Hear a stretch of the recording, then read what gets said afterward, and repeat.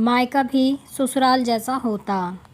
गायत्री ऐसे परिवेश में पली बड़ी थी जहाँ अनुशासित रहना अनिवार्य था। हर काम समय पर होना चाहिए। लड़कियों को किसी तरह की आज़ादी नहीं थी।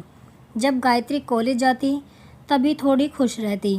उसके मम्मी पापा के सख्त व्यवहार के कारण उसके दोस्त भी जल्दी नहीं आते थे और गायत्री को तो किसी के घर सिर्फ किसी खास मौके पर जाने की परमिशन थी, वो भी अपने बड़े भाई के साथ। गायत्री के घर पर टीवी तक नहीं था। उसके मम्मी पापा का मानना था कि टीवी देखकर बच्चे बिगड़ जाएंगे।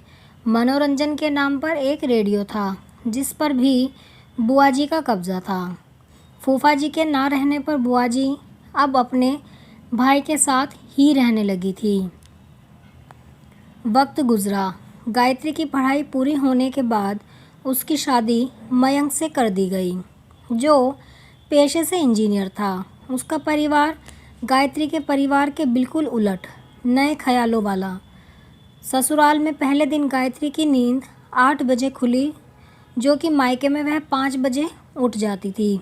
वह बहुत डर गई, ना जाने सास और मयंक क्या सोचेंगे मेरे बारे में। इसी उधेड़बुन में जल्दी जल्दी तैयार हो रही थी, तभी गायत्री की सास उसके कमरे में आई। मम्मी जी, मुझे माफ़ कर दीजिए, मैं इतना लेट कभी नहीं उठती। आज न जाने कैसे मैं इतनी लेट उठी, मुझे कुछ समझ नहीं आ रहा है।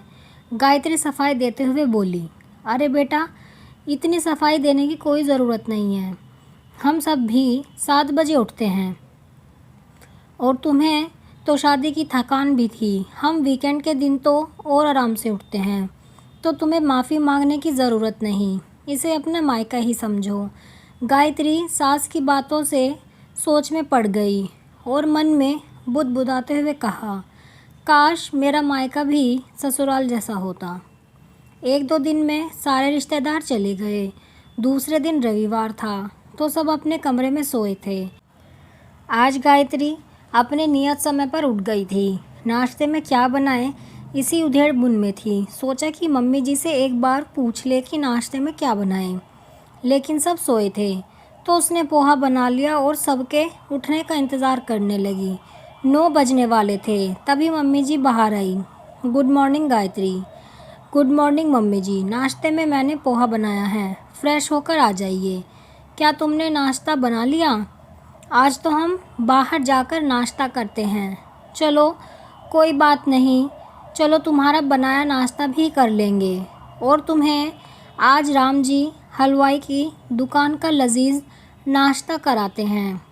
लगता है आज भी तुम जल्दी उठ गई।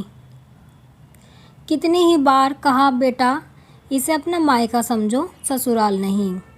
गायत्री मम्मी जी की इन बातों से हैरान हो जाती और सोचने लगती, कैसे बताऊं कि मेरे मायके में इतने लेट कोई नहीं सोता। एक बार मैं लेट उठ गई तो बुआ जी ने कितना डांटा था, पर यहाँ तो कोई बंदिश ही नहीं है। धीरे धीरे गायत्री खुलकर जीना सीख गई। अब उसकी सारी हिचक चली गई। सास के रूप में ही माँ मिल गई थी उसे, मायका तो भूल ही गई थी।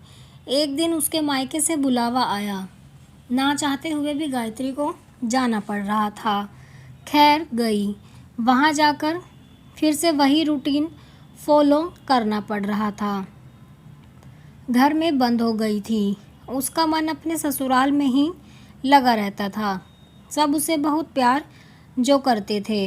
गायत्री की दोस्त रीमा उससे मिलने आई और ससुराल के बारे में पूछा तो रीमा ने कहा, मैं तो कहती हूँ कि भगवान करे हर लड़की को ऐसा ही ससुराल मिले।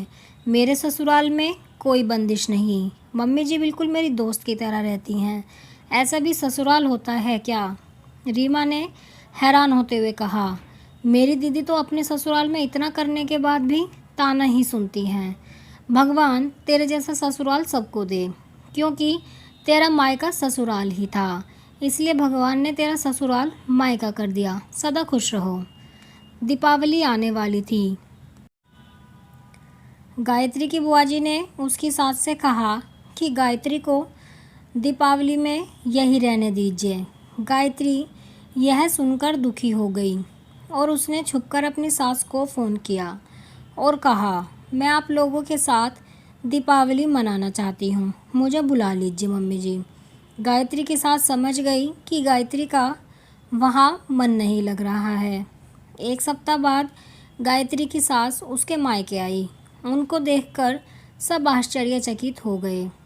आप अचानक पहले बताया होता तो हम आपको लेने आ जाते, गायत्री के पापा ने कहा। क्या कहें, अब गायत्री के बिना मन ही नहीं लग रहा था तो मिलने चले आए। गायत्री सबको देखकर खुशी से फूले न समाई, लेकिन अपनी खुशी छुपाए रखी।